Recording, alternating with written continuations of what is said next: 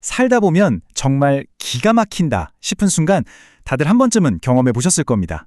오늘 우리가 함께 살펴볼 이야기는요, 바로 그런 절망의 순간에 대한 해법을 다룬 목재봉 목사님의 설교입니다. 10텐 40편을 본문으로 한 기가 막힐 웅덩이와 수렁에 빠졌을 때라는 제목의 설교인데요. 우리 삶의 가장 깊은 수렁 속에서 어떻게 새로운 길을 찾을 수 있는지 그 지혜의 핵심으로 함께 들어가 보겠습니다. 자, 이 웅정이라는 게 도대체 뭘까요? 이걸 제대로 이해하기 위해서 먼저 한 역사가의 정말 놀라운 이야기부터 시작해볼까 합니다. 실패가 어떻게 전혀 다른 위대한 기회가 될 수 있는지를 보여주는 토머스 칼라일의 이야기입니다. 상상해보세요. 2년 동안 모든 걸 쏟아부어서 쓴 프랑스 혁명사 원고. 이 세상에 딱 하나밖에 없는 그 원고를 친구에게 잠시 빌려줬는데 며칠 뒤에 친구가 사색이 돼서 찾아온 겁니다. 그러면서 하는 말이 바로 이거였습니다. 와, 진짜 생각만 해도 아찔하죠. 모든 게 끝났다고, 모든 걸 잃었다고 생각했을 겁니다. 그는 깊은 절망에 빠졌어요. 그런데 바로 그 절망의 바닥에서, 길에서 묵묵히 벽돌을 한 장 한 장 쌓아 올리는 벽돌공을 보게 됩니다. 거기서 엄청난 영감을 얻은 거죠. 그래, 나도 다시 시작하자. 그리고 놀랍게도 오직 자기 기억에만 의존해서 원고를 다시 쓰기 시작합니다. 결과는 어땠을까요? 이전 원고보다 훨씬 더 깊고 훨씬 더 생생한 그야말로 불후의 명작이 탄생하게 된 겁니다. 바로 이겁니다. 칼라일이 빠졌던 그 깊은 절망. 이게 바로 오늘 설교의 핵심 주제, 기가 막힐 웅덩이와 수렁인 거죠. 이건 뭐 특별한 사람 얘기가 아니에요. 요즘처럼 힘든 시기를 살아가는 우리 모두가 공감할 수 있는 그런 막막함이잖아요. 시편에 나오는 이 표현이 참 절묘한데요. 말 그대로 희망 없이 갇혀서 발버둥 치면 칠수록 더 깊이 빠져드는 그런 상황을 말하는 거거든요. 마치 갯벌에 빠진 것처럼요. 혼자 힘으로 나오려고 애를 쓰면 쓸수록 상황은 점점 더 나빠지기만 하는 거죠. 이 시를 쓴 다윗 왕이야말로 정말이지 평생을 이런 웅덩이 속에서 살았다고 해도 과언이 아닐 겁니다. 다들 아시는 거인 골리앗과의 싸움은 물론이고 장인인 사울 왕한테 목숨 걸고 도망 다녀야 했고 왕이 된 후에도 끝이 아니었어요.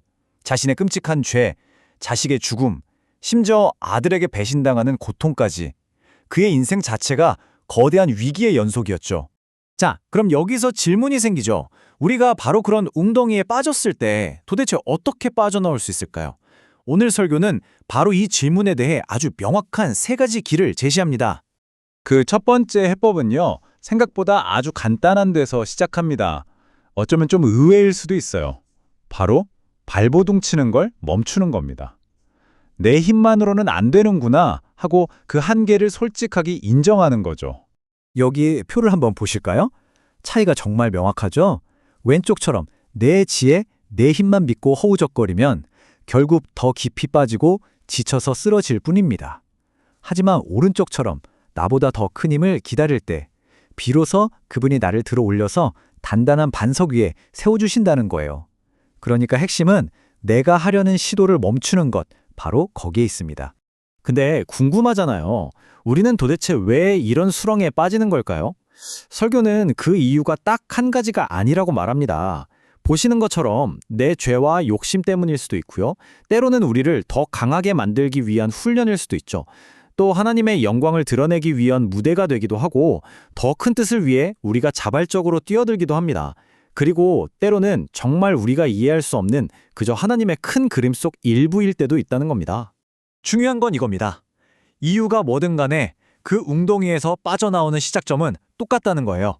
바로 시편 말씀처럼 인내심을 갖고 하나님을 기다리고 기다리는 것. 거기서부터 모든 게 시작됩니다. 자, 그럼 이제 두 번째 해법으로 넘어가 볼까요? 이건 정말 놀라운 관점의 전환인데요. 바로 나를 가장 고통스럽게 만드는 그 원인, 그 웅덩이 자체를 찬양의 이유로 바꿔버리는 겁니다.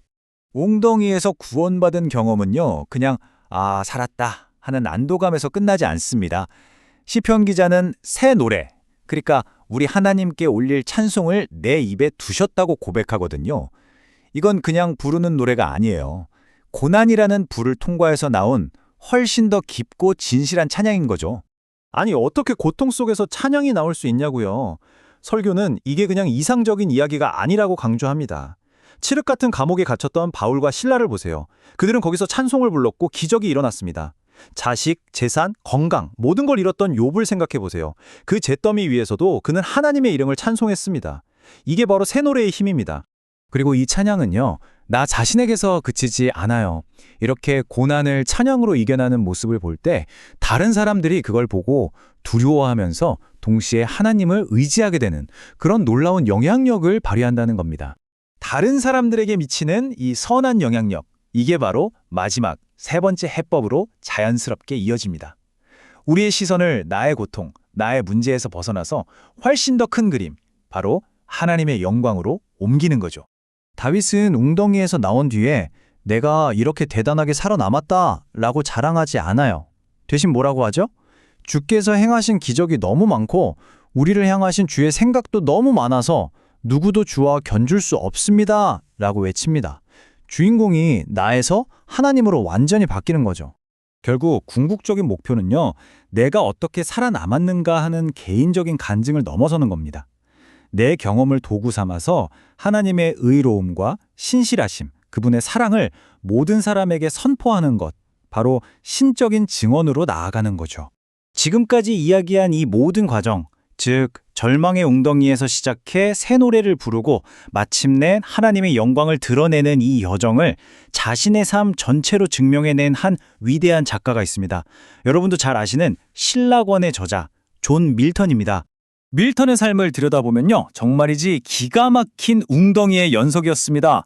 36세 시력이 나빠지기 시작하더니 사랑하는 아들과 첫 아내를 잃고 44세는 완전히 빛을 잃게 됩니다. 그게 끝이 아니었어요. 50살에는 두 번째 아내와 갓 태어난 딸마저 세상을 떠나죠. 평생을 바쳤던 정치적인 꿈도 산산조각 났습니다. 심지어 사람들은 저거 다 신이 벌 주는 거다라며 손가락질까지 했습니다.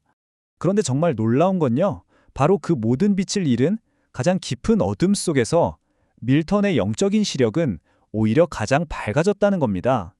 그는 그 암흑 속에서 인류 최고의 걸작 중 하나인 신라권을 탄생시켰습니다. 자신의 가장 큰 고통을 가장 위대한 예술로 바꿔낸 거죠. 자, 이 모든 이야기가 우리에게 던지는 마지막 질문은 바로 이것입니다. 다음에 여러분이 기가 막힌 웅덩이에 빠졌을 때 그저 어떻게 여기서 빠져나가지? 라고만 묻지 마세요. 한번 이렇게도 질문해 보는 건 어떨까요? 이 웅덩이가 나에게는 어떤 새로운 기회가 될 수 있을까? 이것에서 과연 어떤 새로운 노래가, 어떤 더 위대한 목적이 태어날 수 있을까? 하고 말입니다.